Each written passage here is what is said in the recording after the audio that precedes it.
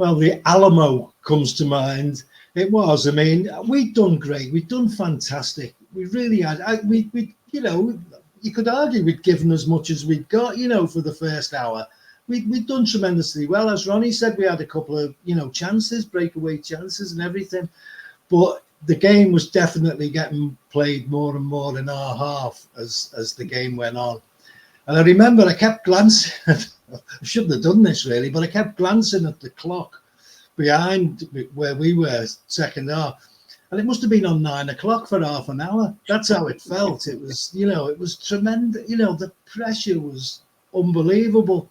And they were starting, you know, we were probably, I don't know whether they were fitter than us. I felt pretty fit at the time, Ron, and I'm sure we were. But, you know, they certainly, you know, were pulling out all the stops. And, you know, they were the first division team. And it was, I think you're trying to hold a high line, aren't you? You know, as a back four, you're thinking, don't drop. And it's near impossible because they have so much of the ball. You know, you're dropping and you're dropping them. You know, we're on the D before you know it, on the edge of our box.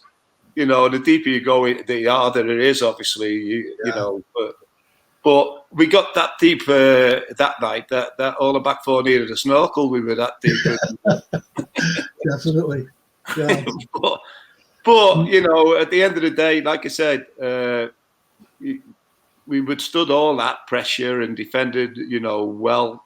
Like you say, from the top to the front, you look at Lloyd and Tommy Young up there. Yeah. You know, they run their legs off, and the midfield players, you look at Stevenson playing, and I think, was it Crossley come on? Crossley came on for Tino, for Bobby. Yeah.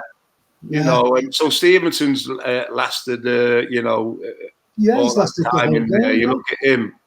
Young lads, Palios in there, you know, keeping him going. Yeah, Sid Farriman did tremendous against like Georgie Armstrong, who's rapid. You know what I mean? He's like the Flash. And it was just one of them days where everything goes for you, but we earned the right. That was the thing. Absolutely. You know, we earned the right. We went there and did it right. Rolled our sleeves up, had the battle. Mark Palios set it off with that first minute smash on Bawley. You know, Bawley was looking over his shoulder all game then, thinking, where is he? Oh, he's here again. He's here. He was unreal that day, Mark Palios. You know, he was basically unplayable. He just didn't give Bawley an inch, and he went a long way, really. Like I said before, to us, it set the standard, didn't it? It set, you know, this is where we're at. This is what we're going to do, and I don't think anybody can say we didn't deserve the little bit of luck that we got on the night.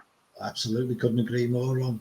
You know, it was the 11 players, 12 players with the sub, just put an absolute shift in, and you know we got our just desserts at the end. We deserved it, but you know, it's one of them games. I can still remember it now. You know, there's a lot of games you play, big games. I played big games for Rovers. Played Liverpool and you know Man United. Yeah, you know, played big games, but I remember that game. That's one game that, you know, it's precious to me, really. It's, you know, one of the highlights of my life. I've got to say that.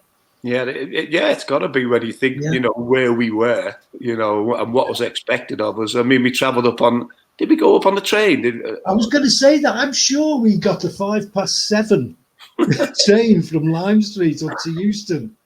I think it was, because we stayed over, didn't we? We stayed overnight there. Yeah, we didn't stay overnight before the game. We went up on the train in the morning. Yeah. We stayed at the Russell Hotel, didn't we? Yeah. Hotel, for, you know, certainly for me at the time. I remember Bill Bothwell, the old chairman, there to greet us when we got back. Yeah, Lime Street, yeah. Yeah. I remember that.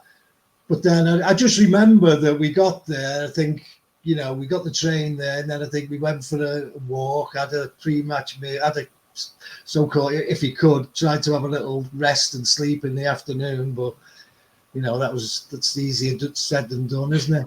And then off to Highbury, and the rest is history. Yeah. What were the celebrations like, guys? I don't think we went out anywhere, did we? I think we went back to the hotel, didn't we? Yeah, back to the hotel. We had a few beers there, didn't we? Yeah, they just had, yes. celebrated back at the hotel. Just one or two. 1 or 2 beers. Yeah.